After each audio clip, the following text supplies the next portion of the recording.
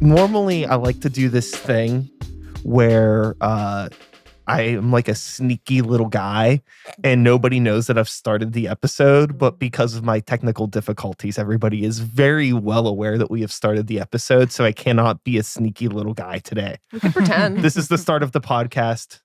This is Start the Beat. Heading North is on the show. Make some noise for the internet. Wow! What's up? It's the noise I had to make. That was a really good noise. Thank you. I tend to make those. I mean, that's probably good, Yeah, especially for somebody that holds a microphone occasionally sometimes. in a band. Yeah. Making noise is like a whole part of... You could say that. thing. You could say that that's sort of what I'm there to do. We're going to get more into the noises in a moment. I promise. Delightful. Excellent. We have 3/5 of Heading North in the building. Yep. We'll send our regards to those who cannot be here with us today Rest in Fallen peace. soul. for whatever reasons. But I appreciate you all coming by today to my little place to... damn it. I just realized I completely forgot to put on my mask and cape. I got so caught up with this, I forgot about the mask and man. cape. We have to start over. No!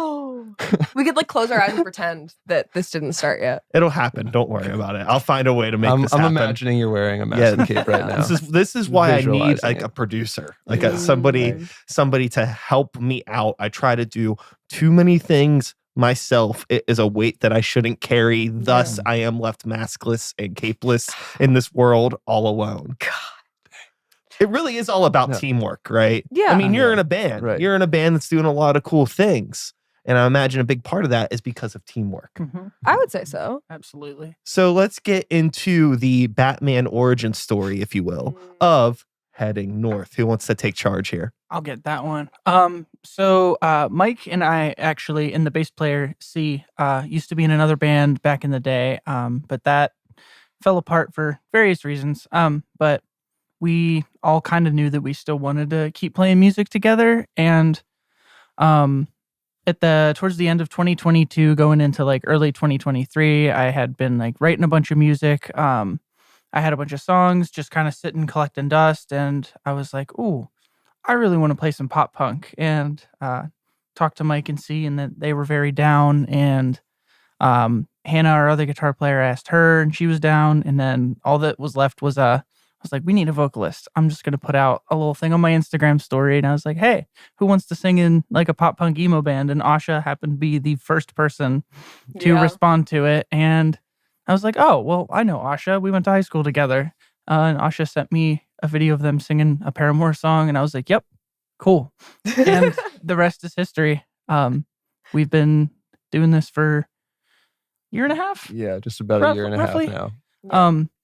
But yeah, it's been going great, and I feel like we're continuing to kind of like find our own lane the farther we get into this, you know? That's great. It's been really awesome. Yeah. Yeah, that's super, super cool. I feel like it's really important to find that good team. And it seems like you found like a collective unit of like-minded individuals that share a common goal to, rock the socks of the general population off. Yeah. We're That's the trying our goal. best. Specifically, people's socks. That's Yeah. what we're trying Yeah, to you're just Trying to see those toes. Yeah. I wouldn't go that far. just some people in this industry are out for blood. You're Yeah, out for I'm toes. out for toes. We're- Looking for them tootsies. We're That's all clipping Asha. that. Yeah, There's no need to even keep recording any more of this episode. That's it. Perfect. We're not. Yeah, well, I'm all about those little piggies.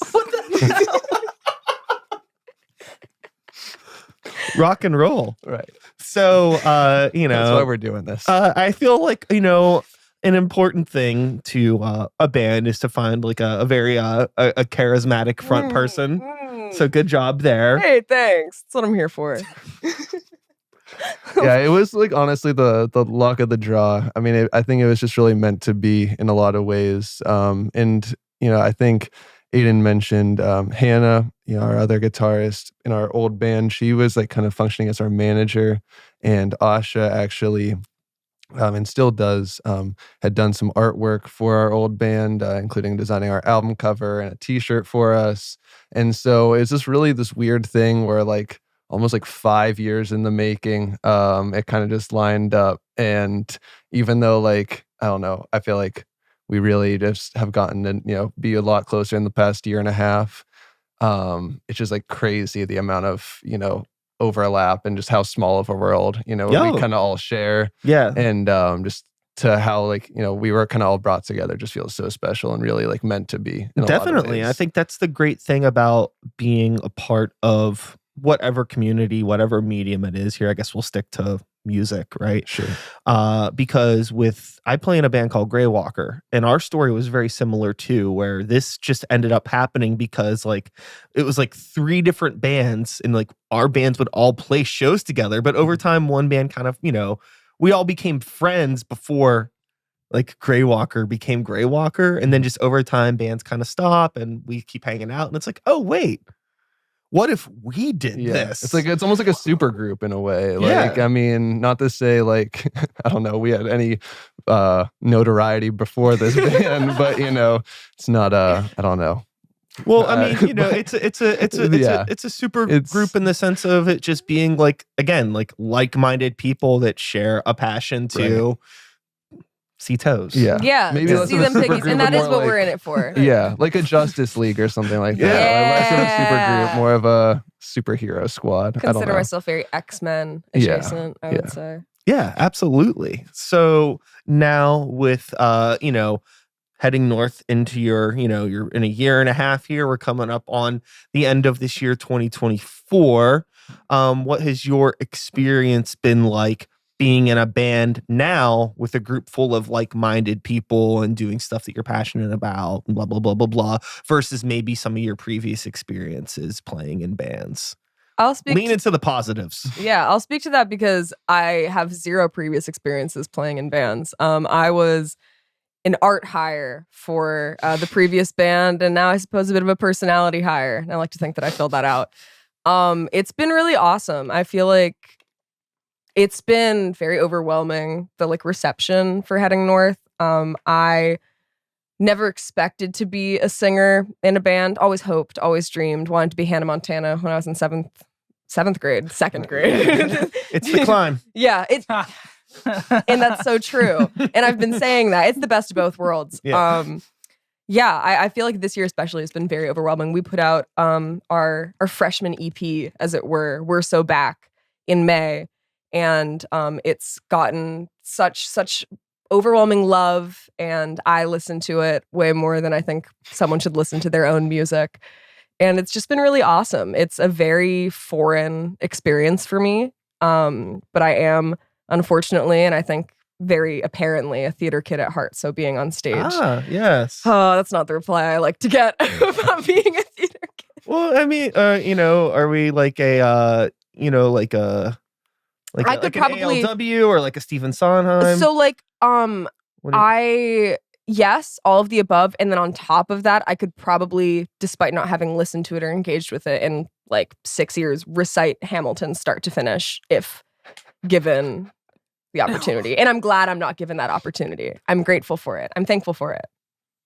We'll bring you on to my musical theater podcast. Okay. Yeah. And it'll just be copyright infringement whole way through me reciting it. Hey, I live for lawsuits. Yeah. Oh, you have to put that on a t-shirt. That's a really good idea. Your Lin-Manuel Miranda impression. No. Maybe get a couple of those little Iron Cities in me. and we'll get an talk. LMM out here. Yeah. Well, I mean, I think that, all of that is great, and I'm excited that you're excited. I'm excited that everybody is excited. It's exciting to be around excited people. I spent a lot of time in the music world, believe it or not, being around people that weren't very excited, and it made me question myself and is this what I want to be doing? Mm-hmm. But then I realized that this is what I want to do. I just don't want to hang out with these people anymore. So you have to make some changes to your life and your surroundings. You find people that you like. You end up being in bands that you love, and you get to do cool things and take over the world and become a super group of sorts. So with that being said, I realized there's something that I don't really know about Heading North that I need to know. This is like a really important question. You are a super group, but are we superheroes or super villains? Villains, easy. It like doesn't even take any thinking. We're out here plundering them piggies, as we've established, causing ruckus, causing crime, copyright infringement, lawsuits. Very cool. Yes. Very cool. So with that mentality in mind, what are we taking over? What's the villain plan for 2025? We're coming up on a new year here. What's our project 2025? Is that what you're asking us? No. Well, now that you put it that way. All the same, like the same stuff, like across the board. We're like pretty similar. Someone else take the reins. That's all you, Mike. I think I'll just keep it short. We're coming for your mom, 2025. Okay. Wow. Great. Yeah. Great. Yeah. So, outside of the villain sphere, what's on the horizons for Heading North? We got some pretty sweet shows coming up later this year. We are playing our probably biggest show to date on November 30th at the Rockstar Theater. We're opening up for Punchline. It's their 20th anniversary show for their album Action. Shout outs to them, friends of the show. Yeah, huge shout out to I them. talk to Steve every day. Heck yeah. Steve's the man. Yeah, no, Steve is awesome. He talks to Hannah a lot, just sends her memes and things like that. It's very sweet. Yes. Me and Steve we're friends and business partners of sorts. Heck yeah. But I'm happy that you are playing that show. That's great. Yeah, Didn't mean to cut you off. Yeah, Just shouting at my all friends. good. Yeah, no, we're super excited for that. Eternal Boy and Hot Rod Circuit are also supporting them on that show. So it's an awesome lineup. And yeah, we're super honored to be, part of that and invited to, play. And yeah, we just went back. We're starting the recording process, some new music, hoping to get that out for the end of the year, a couple songs. So yeah, we'll see. But stay tuned. Just doing the band things that bands do. Yeah, pretty much. Carrying on. Making music. Yeah. Sometimes recording it. Yes. Sometimes playing it live for people. Yes. Also sometimes little crowds, sometimes big crowds. Exactly. Rinse, wash, and repeat. Yeah. So who wants to talk about social media? I can talk about social media. Yeah, you can go ahead. I don't touch the Heading North social media with like a 10-foot pole unless I make a really funny meme and I post it on the story without asking anybody. Completely unsolicited. And then I log off. Yeah. Perfect. Usually about sharks. Yeah, or like Chapel Roan or Charlie XCX or something. Or toes. Yeah, or toes. Not yet, actually. No. When I had Twitter access, yes. Now that's why we revoked it. that's why it's only Hannah on the Twitter now, or X or whatever. It's still Twitter. It's still Twitter. Yeah. But no, me and Hannah, Hannah actually went to school for PR and marketing. And I've, been playing in bands for like past 8 years and, set up shows and, done a little bit of promoting and stuff like that and social media for other bands. So we kind of tag team the social media stuff. But I think a big thing for us, that we've met with people, and talked with other people who have opinions and thoughts and, all respect to them. But, I think there's so much talk about like the TikTok, or the reels or, just short form content. And I think we do, dip into that here and there, but our biggest thing is just a real commitment to like being ourselves. And I think, God bless you. Yeah. I think I was just listening to something the other day and it was talking about like how many band accounts on Instagram or TikTok, there's no focus on the music anymore. It's literally about like making memes and making like just viral content, and if that's your way of, breaking out, and it's worked for countless people. So like, I don't want to knock it, if it works for you. But I just feel like that just feels disingenuous to who we are as people and what we want out of the music. We're not trying to like speed run success or whatever. Like we don't want to blow up immediately from TikTok. I feel like, things have kind of proven that doesn't really sustain, or it's very hard to sustain a career off that. So yeah, just trying to, keep people updated and stuff, being a little silly here and there, but also, like not taking it overly serious. Absolutely. I've said this for a very long time in respect to on the internet and promoting yourselves. And like, I'm a kind of a silly goose, right? But a lot of the music that I make is not very silly. In fact, one time I got a review from the Pittsburgh City paper that said my album was painfully self-deprecating. Oh, so that's a win. Yeah, that was pretty That's cool. my kind of music, man. But I mean, me too. But I guess the point I'm trying to make is that I never wanted to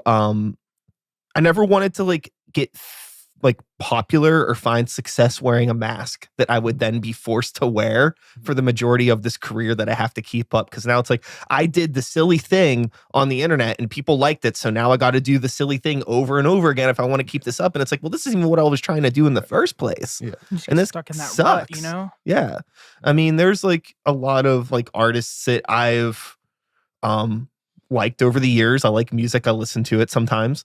And you can kind of like hear sometimes where it's like, oh, I don't realize at the time because they're a stranger. You hear a new artist for the first time and I don't know who that person is. And then over time, with hindsight, it's like, oh, like you've been wearing a mask this whole time and that's okay. But I could tell you're just trying to keep up with this thing because like all the passion's like gone from your music versus other artists that I follow that are always doing all this weird different stuff to keep to themselves. I don't hear from them for a while, but it's like they're just like a focus on the art. And I relate way, way more to that than needing like the constant stimulation of like needing to be reminded that this person is just alive all the time. And I feel like that's kind of what the internet is. We're just trying to remind everybody that we're alive and please pay attention to us. And it's just like, who the fuck do you think you are? Yeah. Stop. No. Right. It's almost like you have to just constantly remind people like we're still here, but like at the same time, I feel like if you're creating art, or just, I don't know, not even just think that big picture, just, creating something that people can connect to, and people respond to. And I feel really lucky to feel like, people are responding to Heading North's music. And it's an awesome feeling. But like, I think that's just way more genuine than any connection to, a character or a almost like caricature of a person at a certain point, because it's only when you're, just portraying yourself in that way, it's only going to be one glimpse of a person. And I think we want to be as real as we can be. Don't get me wrong. I am a caricature of a person, but I do think that our very rare forays into the short form content world are usually a reflection of that. It's rare glimpses rather than scheduled. If anything, content. The mask is like a covering up that caricature, appearing more normal style than we perhaps are. Some would say like a clinical level of masking. But yeah, I think like the only really adventures into short form content that I can think of us having recently was like I made a fan cam for like The River, The Mon, for our song The Mon. We're really into that river. Yeah, love definitely that. Our favorite out of the three. 100% dirty, nasty, freakish. Yeah. Why is it brown? Polluted. So many bodies in there. I put them in there. Yeah.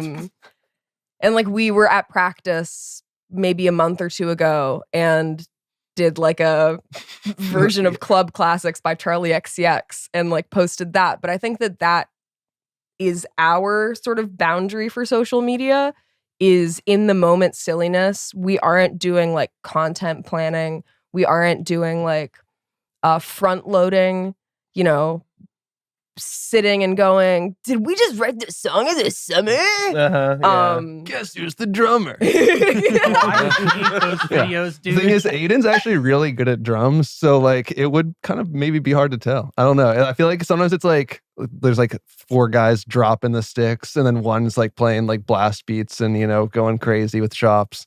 I don't know. I feel like it would be a little. Anyways, yeah, we're that's not us though. Yeah, I think that there was a really funny video that I saw with somebody talking about like kind of what we're talking about in regards to how weird it is just trying to be an artist these days and like blow up. And they were basically making the point that like if like Tom York had to use TikTok, Radiohead never would have became famous. So true. Yeah. Well, yeah. Well, that's the thing is that like, and I mean this with so much love, I think most people on some level kind of suck. And I say that as someone who also kind of sucks on some level. And I think that if the majority of people who have gotten famous had to use social media to get famous, you'd be like, oh, they suck a little bit. Because it's really hard. You either have to be authentic and show like, oh, I'm a human person who sucks a little, or you have to put on that mask that you were talking about and appear like this like weird clown. And then you get on stage and you either have to maintain that clown persona, as it were, or perish. Yeah. Yeah, I think that's where like a lot of parasocial relationships come from too, where it's just like, you know, especially the bigger an artist gets. I feel like we see that with like Chappell Rowan recently, like in a huge way, where she's come out, you know, against, you know, like not against, but like just speaking and setting a clear boundary like with her fans. Yeah, you know, like they don't know the real her, and I think that's the biggest thing. Totally. Like there was like probably about this time, like a month or maybe 2 months ago, when everything was really blowing up. Like my first thought was like, I feel so bad for her. Cause like, I know what this is probably like. And then it's awesome. Fast forward to now and it's like, yep, very obvious. Yeah. And it's like a horror show. Yeah. But it's like awesome. Yeah. You know, at the same time, it's a because spectacle, like, but it's also it's like great to see people appreciating art. Right. But you can't appreciate something too much. Yes. Yeah. And you can become obsessive about it. And especially when it's not like who the person really is, you know, but people think they know, you know, or want to believe that. But yeah, I don't know. We're just trying to be silly, goofy guys, you know, and be as real as we can be about that. Yeah. You know, it's an interesting time where I've, you know, been through all of these different ebbs and flows of being in bands, because I am like about the age of like your average Tyrannosaurus Rex. So like, you know, I was playing in bands before social media was a thing. And then I've played in bands through every single different social media trend where it's like, oh, like, have you heard of this thing called MySpace? You know, oh, then there's bands in town, and that was an actual, they were trying to make that like an actual platform and blah, blah, blah. And like, that's the new thing, and you get used to it, and then it changes and it changes and it changes, and people come and go and trends come and go. And it's just a lot like trying to navigate all of that now to a point where it's like I just wish it was this like more, it's never been like regulated. And I feel like I've spent like the past like 15 years of my life just trying to learn how to try to connect with people through ways other than my music, when like really I should have just been spending all of that time using my music to try to connect with people, because that's what is most important. You know, for me, it is about just like playing, like writing a song, playing it for people, whether it doesn't matter how many people are there. You know, it's about being in the moment. You know, it's like I'm a chef of sorts, and if nobody's actually eating my food, I could pump out pictures of my food and they can look at it all the time, but I need them to come to the restaurant and eat. For sure. It's a great analogy. Actually, So, I really like that. That's how I feel. And also on the other flip of that, at the end of the day, it's just, you know, a burger or whatever. You know, this isn't like, I'm not a Michelin 5-star dining chef motherfucker, right? Like, you know, I'm making burgers and dogs. This is simple food. There's a lot of people making burgers and dogs, but you know what? Right now, this is all that's here. You're at my place. You're eating my burgers and dogs, and I hope you leave with your belly full. And you're doing it your way. Yeah. Yes, exactly. Like whether it's, you know, it doesn't have to be the most spectacular thing in the world. If it's true to you, if it's true to like what you believe, and I don't know, whether that's like your personality, your ethics, your personal beliefs, whatever, you know, like I think that's the biggest thing. Yeah, I think people connect to that more than anything. I really dislike this I've noticed this thing now where when people talk about art or movies or something, you'll see a lot like, oh, like I saw the new Batman movie, but it wasn't as good as the last one. Or, you know, this is going to happen whenever Chappell Roan releases a new record. It's like, oh, like I like the, you know, the stuff's okay, but it's not as good as the last one. Everything's like not as good. It's like, why are we even talking about it in this context of like everything needs to be the best thing that you've ever experienced? Is this how you like experienced life in general? Like everything has to be better than it was before? I don't know. That sounds like you're in need of therapy or something. If like you're engaging with life in that way, why can't you just be like, that was good and I enjoyed it. So like I had a good time. The way I kind of see it in terms of like situations like that is like that almost just makes me feel like those people aren't that like true of fans like to begin with, because the thing is like if you support an artist, you're gonna like find ways to enjoy everything that they do, and you also have to like understand that like not everything they're gonna do is gonna be like up here, you know. Some of it might be down here, some of it might be down here, but that like you can't like recreate the best thing you've ever done every single time, you know. And you just got to understand that like being an artist is such a process, you know. Yeah, I mean it's a human experience. Yes, exactly. So like it's really, and like art is very it's very uncontrollable, you know. It's like do I control the art or does the art control me? Just got to find a happy balance of the two, And you know, like cooperation. Yeah, and it gets very, very, it could be very overwhelming sometimes, you know. The ego gets in the way, and say, you know, everybody comes to my metaphorical restaurant that we're talking about, and I'm on my metaphorical grill slinging my metaphorical burgers and my metaphorical dogs. With a metaphorical rat on top of your head. Absolutely. Yeah. Yeah, just let the rat take control. I'm done. It'd be feeling like that sometimes.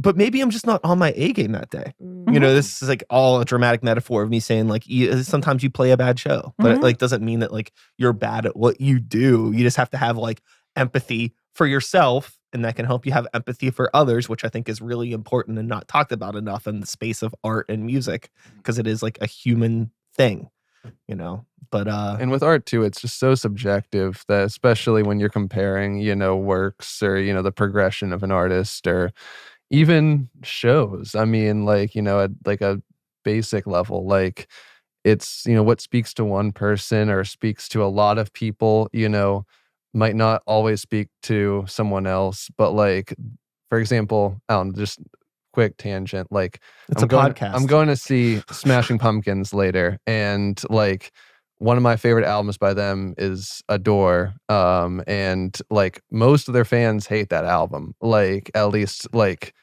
you know, it's generally not maybe not hated as much anymore, but like it was very looked down upon. And yeah, you're like you're like ordering the one thing off the menu that nobody gets. Right.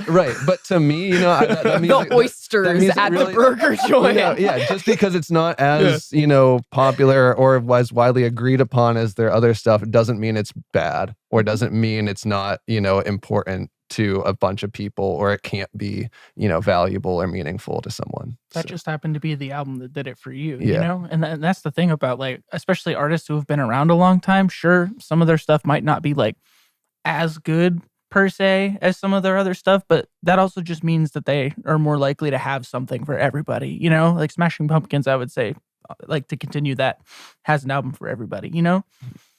Yeah, and like I think that again, with art being a human experience, like humans grow. A band that we brought up earlier was, you know, my homegirl Hayley Williams, Paramore. Yeah. If you want to, different now than what they used to be. So yes and no, in a lot of ways, because it's like, for one thing, like if you really strip it down to it, from day one, Paramore has always been a pop rock band, and I just feel that they have just continued to just follow suit with what is certainly trending in whatever popular circles, whatever's going on in the time, they are a reflection of that. And that is really great. But I also very much understand, especially like when After Laughter came out, a lot of people were just like, this isn't Riot. And it's like, of course it's not. And that goes back to the conversation we were talking about with like having to like almost wear that mask. It's like, are you telling me that instead of just like wanting to engage with new art from these people that are growing up and not 18 years old anymore, that you just want them to be artistically 18 years old forever? And that's the issue that I have with Blink-182. Yeah, I love Blink, but I hear you. You know what I mean? I'm not, you know, it's just I like, completely hear you. It's just like, it's still just doesn't feel like they're 50-year-old guys singing like 20-year-old lyrics. If that's what they want to do, that's what they do. Right. Yeah. No, you know? No shame. Yeah. And they do it well. They obviously connect with millions of fucking people all over the world. For sure. You know, I'm just some ding dong in a microphone here, but and that's just how I feel. They're still good live. Yeah. I mean, I think people are as far as, each project needing to be better than the last, very like dopamine poisoned. And as far as every project needing to be the same, very like nostalgia rotted, where all that people want is like familiarity, which I get. These two will tell you, I am really bad at listening to new music because when something is unfamiliar to me, I freak out like a caged animal. I get really scared and skittish and I don't know what's happening. So I do get that. But my favorite band of all time is American rock band My Chemical Romance. And people really love to shit on their last album, Danger Days, because it's very different from the rest of their discography. And while I would agree that Danger Days is probably their weakest quote unquote album, it's also like my baby child that I would defend with my teeth and nails till the day that I die. And I think that the reception of Danger Days is very similar to the reception of something like After Laughter, where it's like, yes, this is different. That's because it's not 2002 anymore.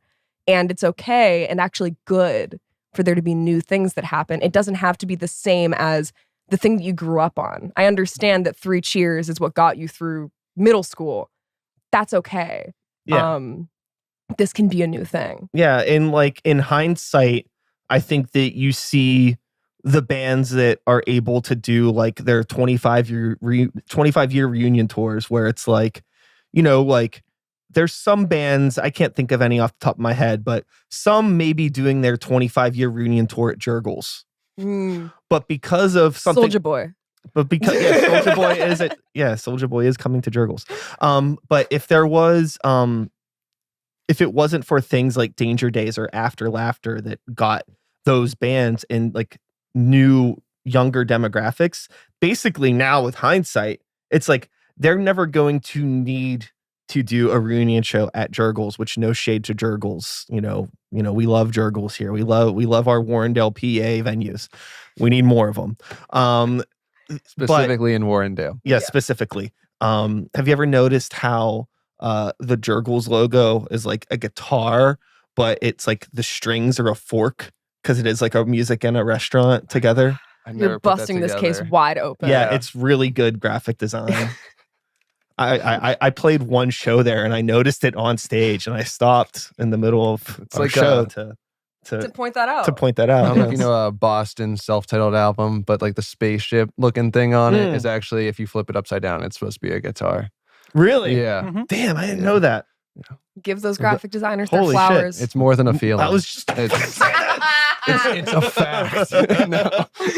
But it's the truth. Yes, but those albums that in the moment seem like really weird, like what is this band doing? It's like, no, they're just catering to a new audience and they want to continue to they're playing the long game in a lot of ways. And I think that that's good from a business perspective, but it's not all about business. It is also just them growing up. Yeah. Listening to different influences. Yeah. I think I remember around the time of, After Laughter, hearing interviews where they're saying like listening to a ton of new wave, ton of 80s synth pop, and you can definitely hear that in the album, but like they probably weren't listening to that music, when they were writing Riot or writing Brand New Eyes, and I know back previously they had mentioned bands like, I don't know, Jimmy Eat World or, Deftones or like whatever, like heavier rock bands. And of course there's going to be a heavier rock sound on that music.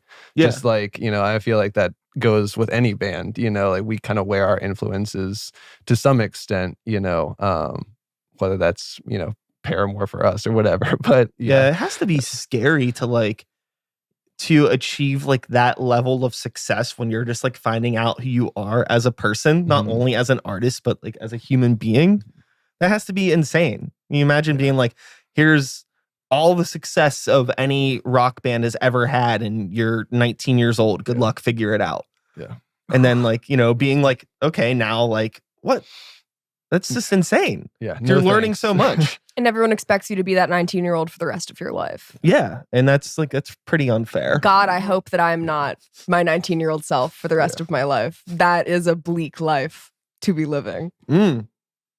Yes. And that's all I'll get into that. Fair enough. Listen to our music if you really want to get some insights into my adolescent angst and its profound impacts on me today. Yeah. Being an artist is weird.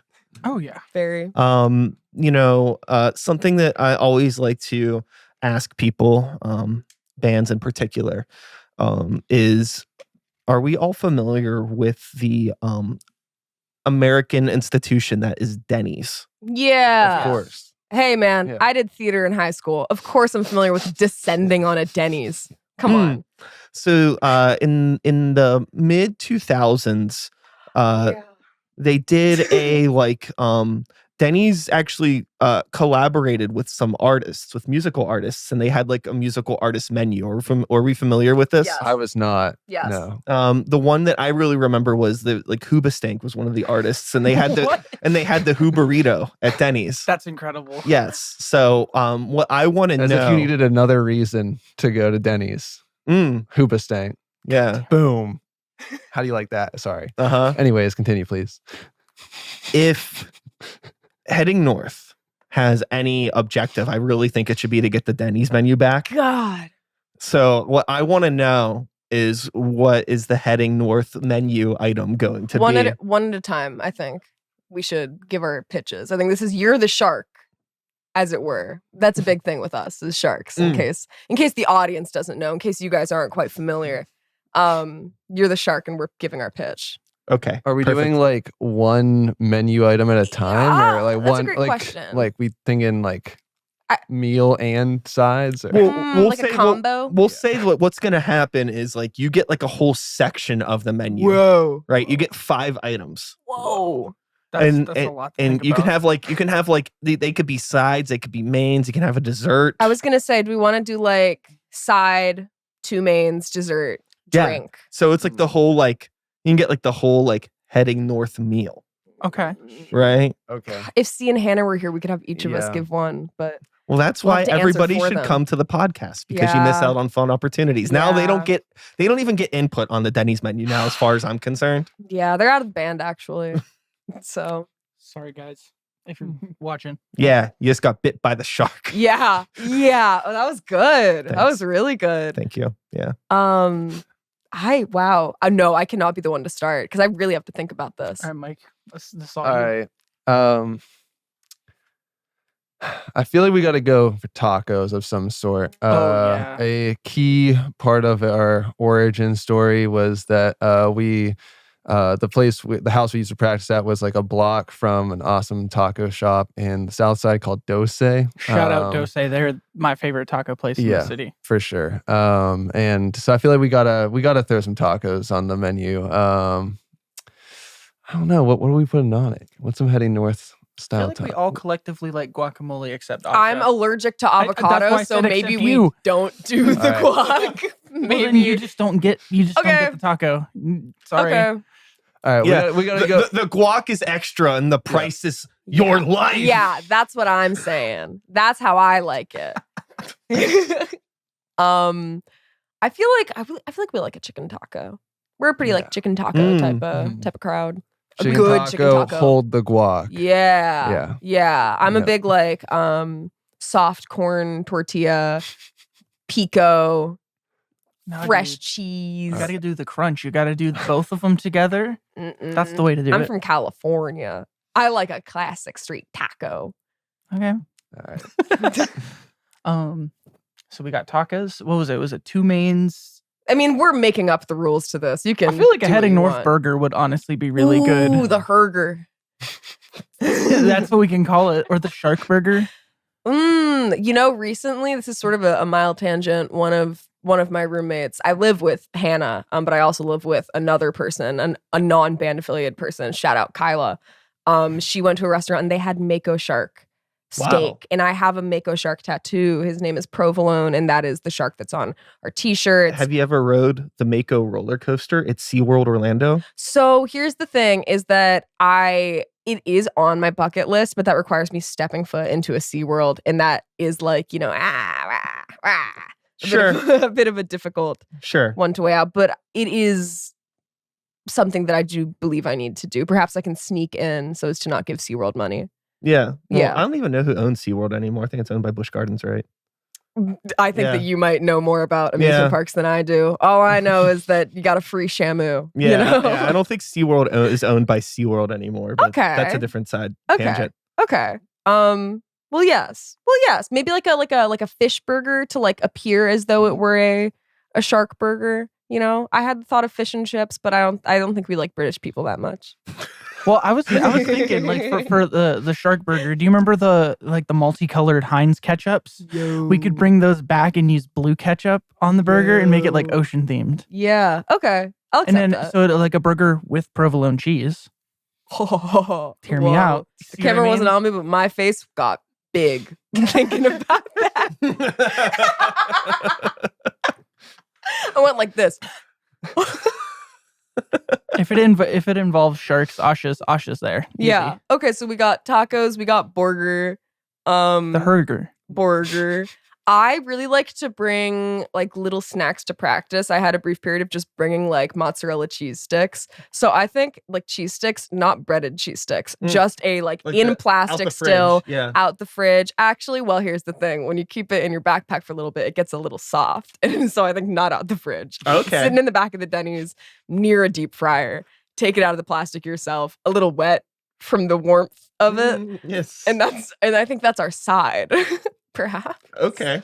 I had an idea for a side too. Okay. Why don't you go ahead and give that? You could do like a tater tot type thing, but they could be like the Tootsie Tots for you. Whoa. Okay. So I have to be very clear here that I don't like toes because now we're saying for me, and that feels like very targeted. You did this to yourself.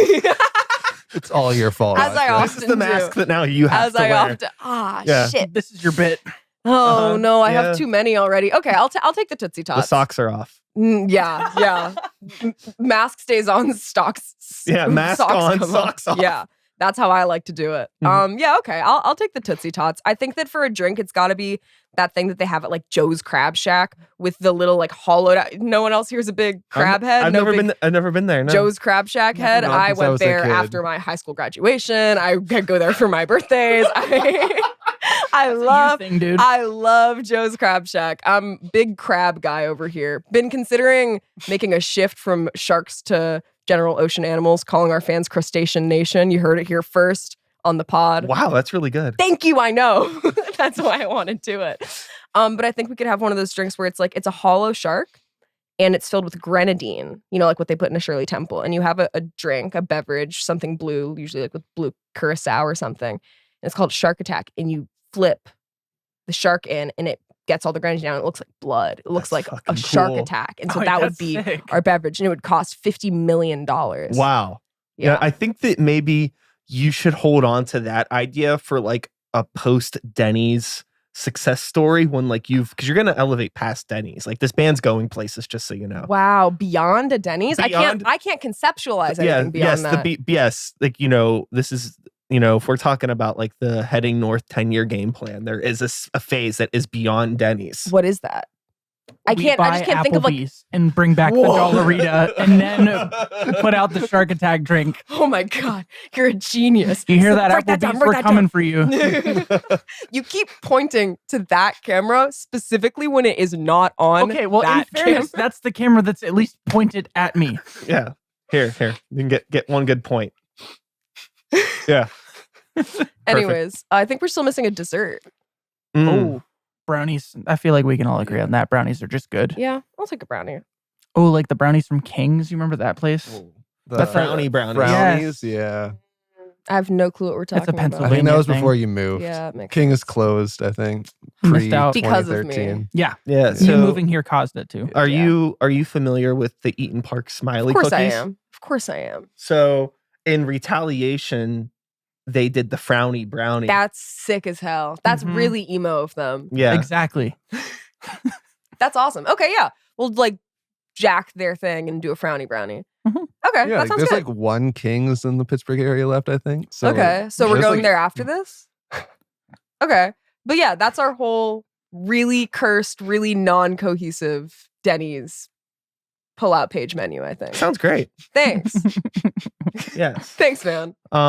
The other thing that I want to bring up with Denny's is there there's like, there's been the viral videos. That's what I thought you were going to talk of the about. the hardcore band that played the in Grand Denny's. Slam. Yes, Yeah. which brings up the conversation of just like DIY show spaces in general.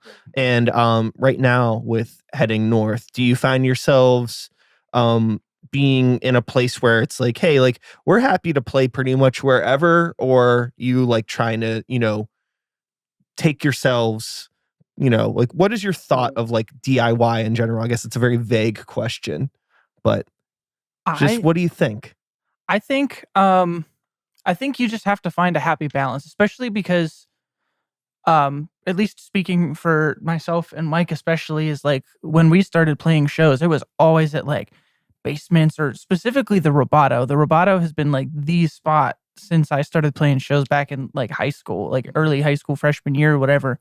I think you just have to find a balance between the two, because like as much as like I think it's really cool to keep progressing as a band and play like bigger stages, and like I would love to play bigger stages as we go forward, but there's just nothing like going into a tiny little room with a bunch of people all just slamming the shit out of each other in the mosh pit, and it just feels so much more intimate than I feel like a lot of big stages sometimes are. And it's not like a drag against like big stages too, because like who doesn't want to play in a room full of a bunch of people, right? Yeah. But like you just have to like try and like ascend, keep moving forward as a band, but just not lose like who you are, where you came from. That's kind of the way I look at it. Yeah. It's like holding on to that DIY ethos and, like the mentality and like the beliefs, that kind of, we're trying to keep it as self-contained as we can. Asha is like a huge resource. They do all of the art designs, for our merch and stuff. That's all them. You needed to change the cameras to get me doing this. Thank you. Their little baby dance. Yeah. Okay. And the artwork as well. And then we're just recording, with our close friends as well. And just like really trying to hold on to that, mentality, rather than saying like, oh, we'll just throw a bunch of money into this, or like, go into the biggest studios, or like in the area or whatever. Like, that's not really our goal. Like we are recording in basements and houses still, but just trying, working, and we're very lucky to work with really talented guys and talented people, and kind of have really talented friends just in general, and just trying to stay true to that as much as we can, while also, as Aiden was saying, like trying our best to progress and getting to in front of new audiences like is super exciting and like something we love to do. But just like for reference, like our last show we played at the Fun House with a local band, Old Neon, who are awesome, like totally the homies, super awesome pop punk band. And they had like a drag show and super great turnout, like pretty packed room.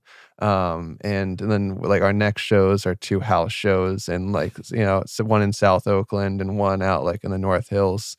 And it's like I love that we can do that, and like go from 150 people in a room to maybe 25 people in a We've played to like, aside from the people in the other bands, I think two people. The one Roboto show where shout out Jason of Tilt Controls, them and their girlfriend were like the only 2 people there, but they brought the energy, and it was great. It was a great time. Yeah. It's awesome to play to a bunch of people. I love doing it, but then also there's something really freeing about playing to like nobody, because you can just kind of be so stupid. I really like, you want. Yeah, I have a few bits of like, pointing at people, picking out people. It's always like my friends and stuff that are close up to point at. And it's really fun to do those bits when there's one person there, because they're the only one you're pointing at. And that's awesome. Yeah, I find that there is DIY as a gift and a curse for some people. But I think, Mike, you brought up just like it's important. It's like, hey, like whatever we're doing, like let's just make sure we're like finding ourselves in front of new audiences. And I think the curse of DIY sometimes is a lot of bands get in their comfortable little bubbles. Sure. And you're not playing for new people anymore, where it's like, I don't really particularly care where my band plays. I just want to be able to serve my burgers for new people, you know, in a Mhm. way. And it just it's so easy to get in that like comfortable space though, where it's like you're always playing with the same bands at the same places and like the same 40 people come and this is cool. But then like one day you blink and it's gone.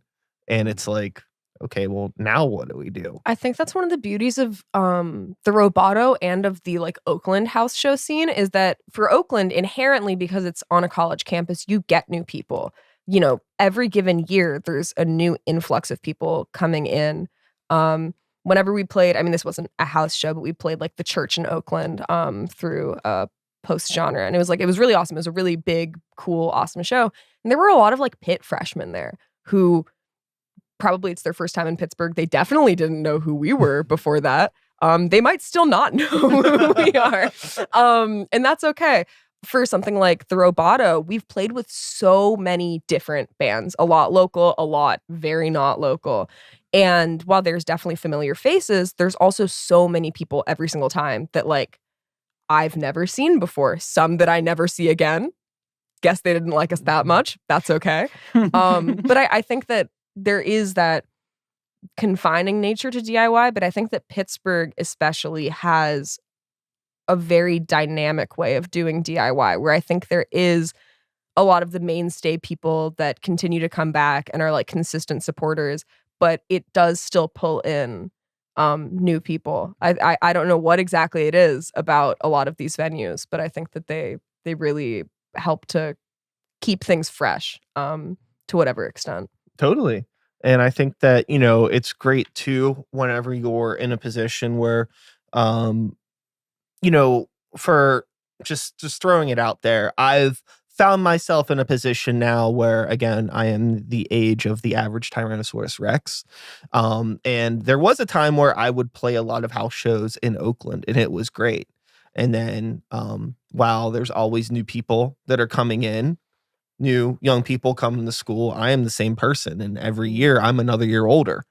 And one day I was there and I realized the threshold had been crossed where it's like, I probably shouldn't be in a basement with a bunch of 19-year-olds drinking anymore. This isn't for me anymore, but I'm glad that this is still here. And I'm glad this still exists for the bands that can either growing up in this environment. You need places to play. Like this scene needs to live and thrive. But it was a very humbling moment. The one day where I was like, you know, I'm carrying my stuff up these musty ass basement steps, and I'm like, probably never again.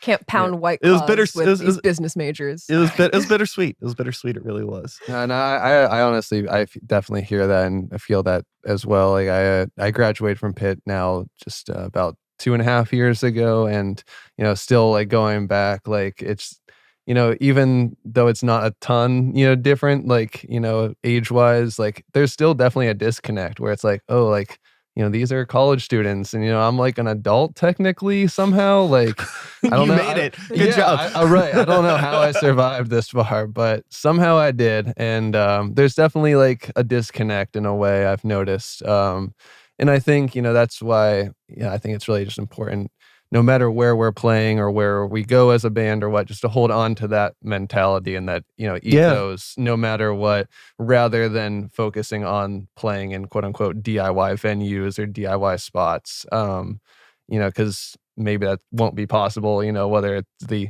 awkwardness or, you know, if the band were maybe to progress or who knows, you know, it's hard to say where things will go. But, you know, for right now, we're just really lucky to have kind of a foot in both worlds. And it's really, definitely. It's really cool to experience like both of those things. Yeah, I miss it. You know, I can definitely, I romanticize the day. You know, God, it's been such a long time since I've played anything close to resembling a basement show. Seems like a lot of fun. I don't know. Maybe one day. Never say never. I got COVID at our last basement show, so like, you know, there is sort of a give and take to it. Yeah, I'm not gonna say it's the most glamorous thing in the world. I definitely have like left a basement and been like, something has shifted in like my body chemistry. from something within that basement. Uh-huh. So, you know. Yeah, your gear is always like dirty afterwards. Like, Yeah. I feel like my kick drum pedals are always like somehow caked in like mud. And Oh, so yeah. is your It'll be like soul. dry, like it'll be like dusty dry, but like there's like black tar on my bass drum pedals or something. Like, how'd that even happen? Yeah, just basement show stuff. But definitely. Yeah. So with you know, all of this experience that the band has had over the past year and a half, playing shows in a variety of different situations, a variety of different cleanliness levels, and all of these sorts of situations. Last night I was at a show at the Shred Shed up in Allentown, which is like kind of like a basement, but it's not. It's a weird mix, but it is definitely a DIY space. And I was talking with some friends, and we were talking about just like bands that have changed over the years, which has kind of been like a common conversation that we've been having today. And I want to get your input on something because it's a thought that I had, and I'm curious if I'm onto something here. So we were talking about bands that have changed over the years where it feels like, you know, their music has lost a little bit of edge over time. And maybe some of that has to do with the metaphorical mask that I was talking about earlier. But I also wonder if it has to do with like a level of comfort. So do you think there's something with rock music in general where it sounds better if it is performed and recorded in not air-conditioned environments? Is there something about the dinginess of a basement or a hot, sweaty club that makes rock music sound better? The turmoil of Yes. sorts. So I will say, actually speaking to that, our first single, Toss Turn, I started recording the vocals for it hours after I accidentally let my cat outside and she ran away. And so I was in like deep emotional turmoil the entire time we were recording. And I would say those were some of my best vocal takes that I have done. And I was also like really warm and uncomfortable physically, mentally, emotionally, spiritually. So I do think that there's something to that where when you are, to reuse my phrase, in turmoil, I think that beauty comes from that. Sure. There's there's a human element to performing that you can't like fabricate. And if you're doing something that is leaning more into like raw emotion, where like a lot of like rock music is driven from, you can however you want to subgenre that, you know, loud guitars and people hooting and hollering, right? It requires emotion. And yeah, I don't know, I just had the silly idea of just like, yeah, like listening to like an artist like Ghost, for example, where it's like, you know, obviously there's a lot of air conditioning on those later albums. It sounds like there was just way too much comfort, you know. They're able to just like really relax and fine tune really good in way a to comfortable put it. space. yeah, I think too, just not even like almost in a more metaphorical comfort zone kind of sense. Like, I feel like just as a younger artist or like as an artist, like maybe trying to make it or whatever that even means, like just trying to get their music out there. I think there's, you know, a lot more urgency with like their performances given. There's a lot more like we're using all of our resources or our means that we currently have to the best that we can, you know, to get a best possible product. And like, I think that is why, you know, at least emotionally, people tend to connect maybe to more of bands like earlier material in their career because there's more of like, I need to get this out of me, you know, or like I'm gonna die maybe, or like, you know, or like something bad like could happen, you know, and I like it's just a very serious thing. Where I think the further people get into their career, you know, the more success they have, especially if that comes with it, then they can just like kind of rest back like, oh, we figured out what works, you know, we can just like kind of take it easy, or, you know, we can do it the most, you know, high end way of doing it. But then, like you said, that kind of takes away from the, you know, making the most out of things, because when you have unlimited resources, it's almost like option paralysis. Sure. Yeah. Option paralysis is definitely a really, really good way of putting that. It's just like I find that I have always been the most productive when I've had like the least amount of stuff to work with, when I have too many options. It's like a multi-effects guitar pedal in a way, where it's like this thing can do everything, but I don't want to use it at all because it's just like I don't know. My brain just works better of like having the one thing that does one thing really good instead of like I don't know. Yeah, I don't know if that metaphor it's makes almost sense. like it's like master of none kind of thing. You know, it can do like everything, but it's not perfect at any one thing. So if you just want something simple, you know, which sometimes is what connects the most or hits the hardest, most directly, you know, that's all you need. Yeah. Isn't being an artist fun? It's a blast. Really cool, it's a right? blast. It's really cool stuff. Yeah. So heading north, got some shows coming up. You're going to be recording some songs. You're going to release them. The Denny's menu, that'll happen. You know, I'll talk to some people. We'll get that going in the next year. Coming for your mom next year. Yes. Yeah. Absolutely. Of course. Yeah. Moms beware. Yeah. Toes, moms. Sharks. What about mom toes? Now that's where I draw a line. We're going too far. Okay. All right. Yes. The threshold's been crossed. I apologize. Is there anything else that we want to touch base on or talk about that we haven't brought up here in our conversation today? Anything that we want to, any shout outs, any other tangents we might want to get on? I got a couple shout outs. No, Just want to shout out Evan Yester, shout out Dom Frankeny, shout out just the Pittsburgh music scene in general. I went on like a whole Instagram rant about TikTok and Reels bands the other day, but one thing I have noticed about the Pittsburgh music scene is everyone works their fucking ass off, and I have so much respect for that, and none of y'all are selling out like some of these people. So anybody who's not from Pittsburgh who's watching, check out all the bands from here because they're all really good, and they have worked their ass off to get to where they're at. Especially heading north. No, those guys are terrible. We've worked the hardest, actually. Yeah, I find that an interesting thing about Pittsburgh is that like there's nobody to be like air quote cool for here. There isn't like we're all losers. Sure, in a way, you know what I mean? Like there's no like bigger like scene that anybody's trying to break into here. Whereas there's some other markets where there's like just like there's those clubs where you got to scratch the right backs, rub the right toes to get into the right doors, right? But we shouldn't have done this. Can you delete this whole podcast episode? But that doesn't really exist here. So I think it really helps facilitate more genuine art because there's no benefit to being like a fake artist in Pittsburgh, Pennsylvania, whereas there might be in other places. The one exception might be Pop Baby. but it's working for Pop Baby. It's working so well for Pop Baby. Maybe we need to be Pop Baby. Pop Baby is the upper echelon of the Pittsburgh music scene, and we're all but that's mere peasants and plebeians beneath Pop Baby's enormous looming shadow. Is what we're saying. Coming for your spot. Yeah. Watch out, Pop Baby. Shut up, fall down.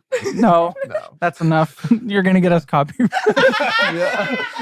Copyright claimed by Pop Baby. That's the title of this podcast. That's how we go out. Pop Baby kills us. That's what happens. Execution style. Yeah, and then you're all forced to wear little wigs. You know, that's the mask.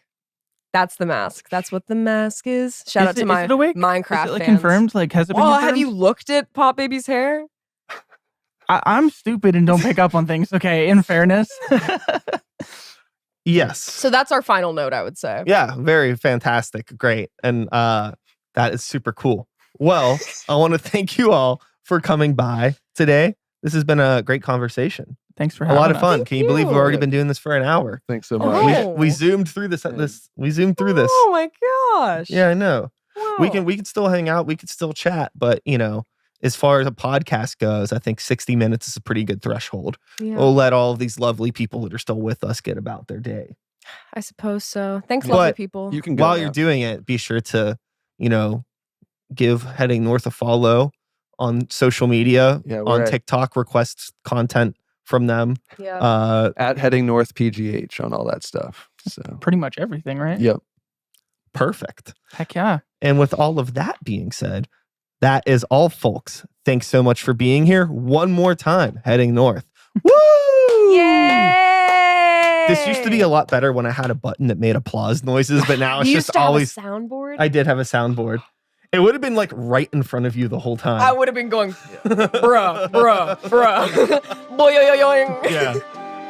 But yes, I will be back again next week with another episode. Same time, same place, same channel. You know the drill. My name is Brian Sykes Howell. Start the Beat is the podcast. 2024 is the year. And until next time, take care of yourselves. Take care of the people around you. Peace out. That's been a podcast.